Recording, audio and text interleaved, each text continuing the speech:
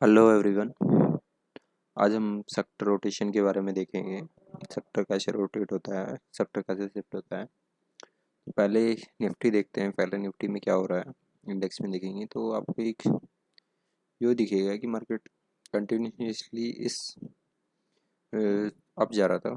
यहाँ से ये मोमेंटम कंटिन्यू मोमेंटम हुआ और यहाँ से जैसे एक ट्रेंड स्ट्रक्चर ब्रेक हुआ है तो उसके बाद अनफोल्ड हो रहा है, ट्रेंड अनफोल्ड होता है। तो उस टाइम जो सेक्टर लीड कर रहा था वो था निफ्टी बैंक, यानी पीएसयू बैंक और प्राइवेट बैंक, क्योंकि इसमें और भी फास्ट मोमेंटम है और कंटिन्यू होल्ड भी लेवल ज़्यादा कर रहा था। ठीक है, आप अगर ये हाई एंड हाई का फॉर्मेशन देखोगे 20 के साथ तो आपको दिखेगा कि अभी भी इसका ट्रेंड डेली में चेंज नहीं हुआ है, लेकिन 3 ओवरले में इसका ट्रेंड चेंज हुआ था। इसी बेसिस पे यहाँ से जब से हायर हाई बनना स्टार्ट हुआ तो कंटिन्यू होल्ड कर रहा है। ठीक है, एंड जो अभी के लिए मेरे लिए सबसे बेस्ट सेक्टर है, जो मैं अभी के लिए आउट परफॉर्मेंस देख रहा हूँ, वो निफ्टी आईटी में है। क्योंकि आईटी पैक काफ़ी डाउन मोमेंटम कंटिन्यू कर रहा था। ठीक है, एंड डाउन मोमेंटम में मैं इंडेक्स क्यों देख रहा हूँ, इसका इंडेक्स में उसका एक वो बढ़िया चार्ट स्ट्रक्चर दिखाता हूँ। आप इसका वीकली में देखो ट्रेंड कैसे चेंज होता है। वीकली में काफ़ी बढ़िया यहाँ से एक ट्रेंड चेंज हुआ है। इसका ट्रेंड चेंज होने के बाद कंटिन्यू डाउन मोमेंटम हो रहा है, लेकिन अभी इसका अब ये जो रेंज है ये एक बढ़िया सपोर्ट जोन है। सपोर्ट जोन है तो इसका मतलब ये नहीं है कि हमें यहाँ एंट्री ले लेनी चाहिए, लेकिन मेरा एक एंट्री का एक क्राइटेरिया भी है, वो मैं बताता हूँ पहले। अब डेली में अभी इसका ये चलते हैं इस चार्ट पैटर्न आपने समझा होगा। अगर कहीं से भी हमें मार्केट कंटिन्यू गिर रहा होता है तो या तो हम डब्ल्यू पैटर्न का वेट करते हैं कि मार्केट डब्ल्यू पैटर्न बनाए और मोमेंटम करे, या फिर आपने एक स्टैंडर्ड पढ़ा होगा हेड एंड शोल्डर का कि मार्केट हेड एंड शोल्डर बना के फिर कंटिन्यू करे। ठीक है, तो ये जो चार्ट्स है आपने देखा होगा कि डाउन मोमेंटम में के बाद ये बनना चाहिए, लेकिन क्या होता है हमेशा ऐसा ज़रूरी नहीं है।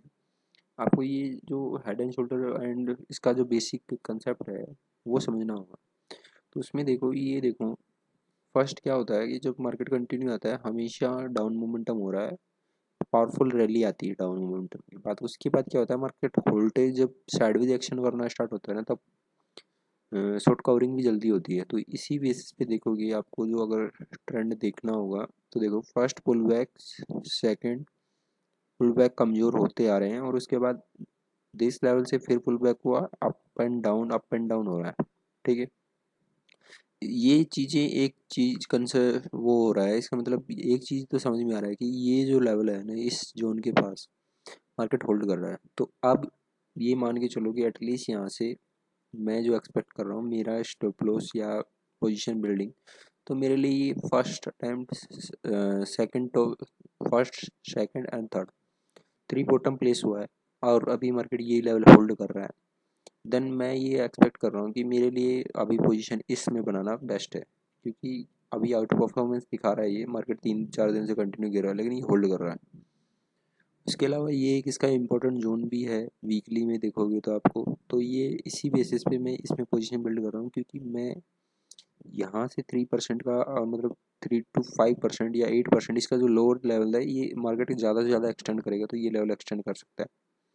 ठीक है, एक तो ये हो गया। इसी बेसिस पे मैं इसमें निफ्टी आईटी सेक्टर में थोड़ा बुलिश पोजीशन बनाने की कर रहा हूँ, क्योंकि एटलीस्ट मेरे को नेक्स्ट 1 to 3 मंथ में एटलीस्ट ये जो 15% का रिटर्न मिल जाएगा।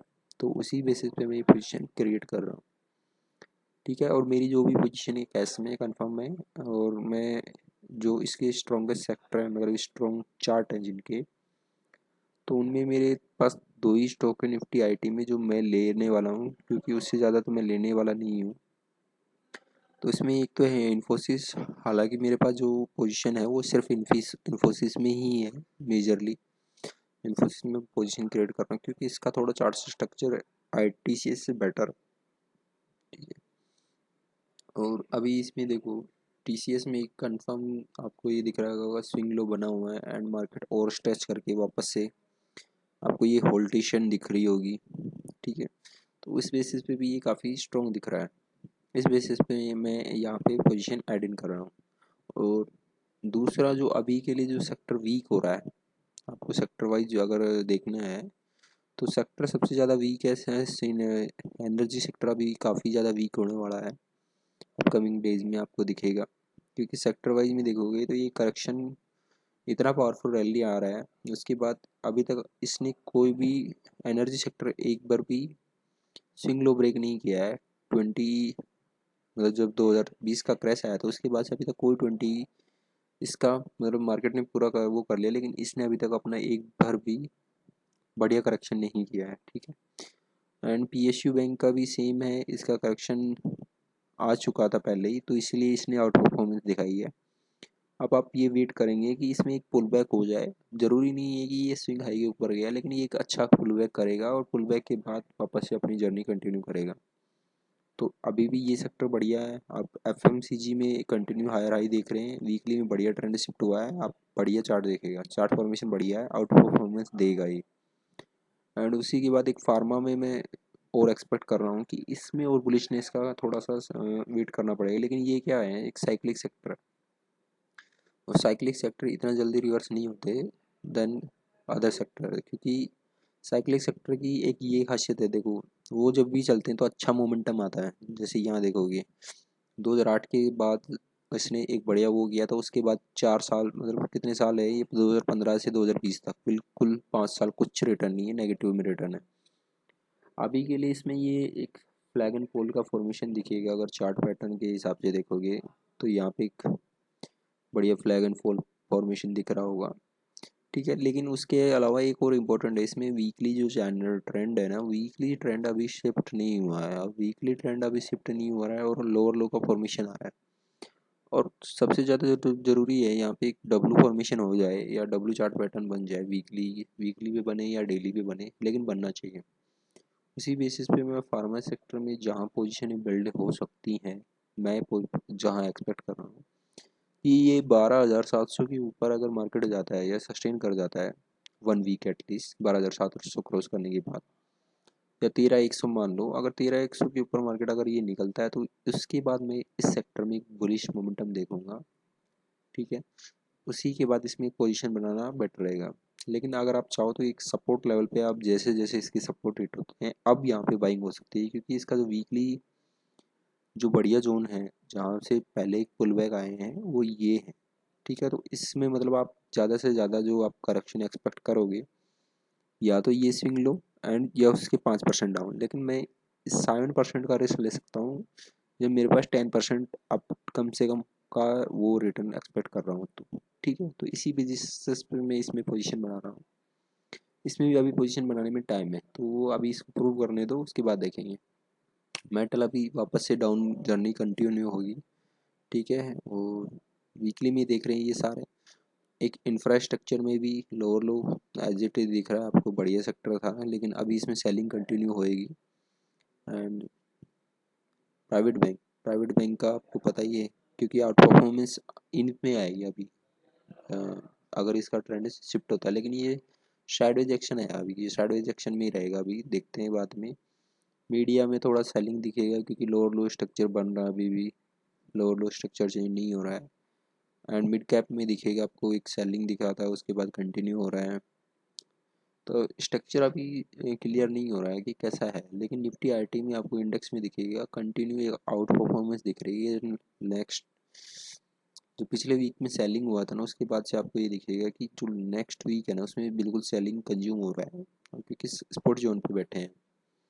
और इसका जो सबसे बेस्ट एग्जांपल अगर आपको देखना है तो ओवरली चार्ट, क्योंकि ओवरली चार्ट में आपको ये दिखेगा कि ये जो रेंज बन रही है ना, जो आउट परफॉर्मेंस बन रही है वो सेलिंग यहाँ हो रही है। और ये एक बढ़िया जो चार्ट पैटर्न का मतलब क्या बोलते हैं, ये एक जो डिमांड जोन है, अगर इसके ऊपर निकलता है प्राइस तो ये क्या होता है, एक सेलिंग कंजम्पशन का एक सिंबल होता है। वही चीज़ें यहाँ पे हो रही हैं, और छोटे टाइम फ्रेम में देखोगे तो अभी भी जब भी ये ओवरली ट्रेंड में एक बार शिफ्ट होएगा ओवरली लो, क्योंकि सपोर्ट जोन पे है, तो सपोर्ट जोन में अगर ये यहाँ इस लेवल के ऊपर ज़्यादा ना 27,000 के ऊपर, तब ये मान के चलो कि आप बढ़िया मोमेंटम देखोगे, इसमें एक सपोर्ट लेवल से अच्छा बाउंस दिखेगा ये। अभी के लिए यहाँ पे सिर्फ सेलिंग कंज्यूम हो रही है क्योंकि इंट्राडे में सेलिंग काफ़ी हैवी, ठीक है। होप ये चीज़ें आपको समझ में आई होंगी।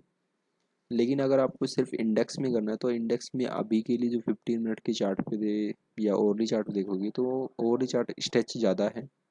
एटलीस्ट 15 मिनट में भी आपको ये कंटिन्यू स्ट्रेचिंग दिख रही होगी, तो स्ट्रेचिंग जितना ज़्यादा होता जाएगा उसके बाद आप रिवर्सल एक्सपेक्ट कर सकते हो। अभी के लिए रिवर्सल एक्सपेक्टेड है मेरे हिसाब से तो, क्योंकि नेक्स्ट वीक में ये ज़्यादा से ज़्यादा स्ट्रेच यहाँ तक कर सकता है, लेकिन ये वन वे नहीं जाएगा। वन वे मार्केट कभी नहीं जाता।